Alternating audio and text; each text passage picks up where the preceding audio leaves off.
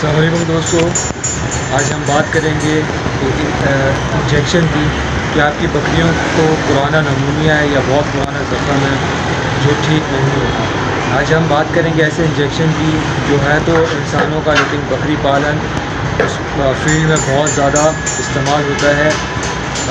مونوسیفرازون یہ بہت زبردست انجیکشن ہے، اس کا استعمال ٹھیک آنا چاہیے آپ کو۔ آج اس کے بارے میں ڈیٹیل میں بات کریں گے لیکن اس کو لگانے کا طریقہ ہوتا ہے، ایک ذرا سی غلطی اور جانوروں کا نقصان ہو سکتا ہے۔ لیکن دوستو، جتنے بھی میرے بکری پالن حضرات ہیں، شوقین حضرات ہیں، گھروں پہ شوق کرنے والے کسان ہیں، فارمر حضرات ہیں، ان سب کی خدمت میں میرا سلام۔ امید کرتا ہوں میری ویڈیوز آپ کو پسند آ رہی ہوگی۔ پسند آ رہی ہے تو برائے مہربانی لائک کریں، کمنٹس کریں، شیئر کریں۔ شیئر کرنے سے یہ ہوتا ہے کہ درست معلومات لوگوں تک پہنچتی ہیں اور ان کا بھی فائدہ ہوتا ہے۔ سب سے بڑی بات، چینل کو سبسکرائب کریں۔ دوستو، مونوسیف اس کا سالٹ جو ہے سیفٹریازون ہے، یہ 3rd جنریشن کا انجیکشن ہے۔ یہ براڈ اسپیکٹرم بھی ہے۔ سب سے بڑی بات، یہ gram positive bacteria, gram negative bacteria دونوں کو کنٹرول کرنے میں استعمال ہوتا ہے۔ اس کا استعمال بہت زیادہ وائڈ استعمال ہے اس کا۔ کسی بھی قسم کا نمونیا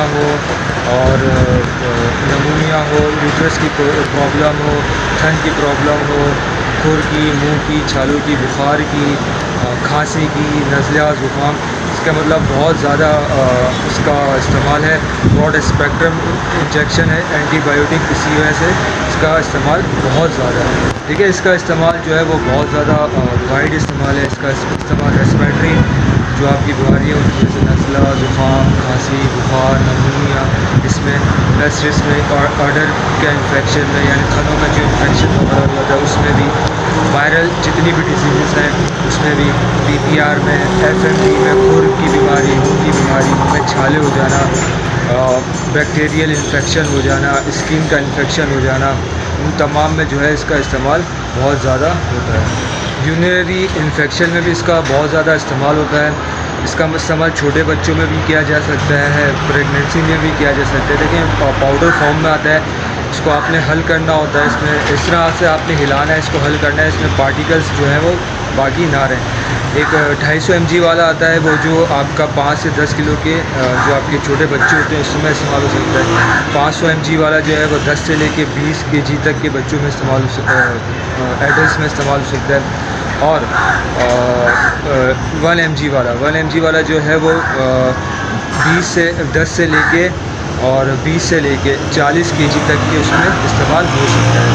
لیکن اس کو یہ ہوتا ہے کہ جب بھی آپ اس کو حل کریں، اس کو پاؤڈر فارم میں ہوتا ہے، اس کو ملائیں، اس کو کوشش کریں اچھی طرح سے ہلا لیں 30 سیکنڈ تک سے لے کے 1.5 منٹ تک۔ پھر اس کو جو ہے اس طرح ہلانا ہے، اس میں کوئی پارٹیکلس نہ رہیں، پھر اس کو آپ رکھ دیں۔ اس کو فوراً آپ ڈرپ کی صورت میں بھی لگا سکتے ہیں۔ اگر آپ ڈرپ کی صورت میں لگا رہے ہیں تو کوئی دوائی اس میں آپ بالکل ملا سکتے ہیں، لیکن اگر آپ اس کو ڈائریکٹ لگا رہے ہیں تو کسی بھی دوائی کے ساتھ ہرگز نہیں ملا، اس کو پھر ڈائریکٹ لگائیں۔ یہ انٹر وین بھی ہے اور انٹر مسکولر بھی ہے۔ اگر غلطی سے، خدا نہ خواستہ، اگر یہ اسکن میں، کھال میں یا چمڑے میں لگ جائے تو جو ہے انفیکشن پیدا کر سکتی ہے، اس کے بہت زیادہ نقصان ہو سکتے ہیں۔ اور یاد رکھیں، کوئی بھی انجیکشن جو ہے بغیر بیڈ کے اس کے استعمال نہ کریں مشورے سے۔ ہمیشہ انجیکشن جو ہے وہ آپ بیڈ سے ہی لگوائیں، کیونکہ یہ اینٹی بایوٹک ہے۔ 3 دن تک اس کا استعمال کریں، وہ کوشش کریں لو ٹیمپریچر میں اس کا استعمال بالکل بھی نہیں ہو۔ 99 فahrenheit سے نیچے کبھی اس کا استعمال نہیں کرنا ہے۔ ڈرپ کی صورت میں انٹر وین لگائیں، ڈائریکٹ لگا رہے ہیں تو انٹر مسکولر ہے یہ۔ اور جب آپ ڈرپ میں لگا رہے ہیں تو کوئی دوائی اس میں استعمال کر سکتے ہیں۔ اگر ایسی لگا رہے ہیں مسکولر میں تو کوئی دوائی اس کے ساتھ استعمال نہیں ہوگی، ڈائریکٹ لگے گی۔ امید کرتا ہوں آج کی ویڈیو آپ کو پسند آئی ہوگی۔ پسند آئے تو برائے مہربانی لائک کر دیجیے گا، کمنٹس کر دیجیے گا اور شیئر کر دیجیے گا، چینل کو سبسکرائب کر دیجیے گا۔ تو ملتے ہیں انشاءاللہ آپ سے کسی نیکسٹ ویڈیو میں کسی نئے ٹاپک کے ساتھ۔ جب تک کے لیے اللہ حافظ۔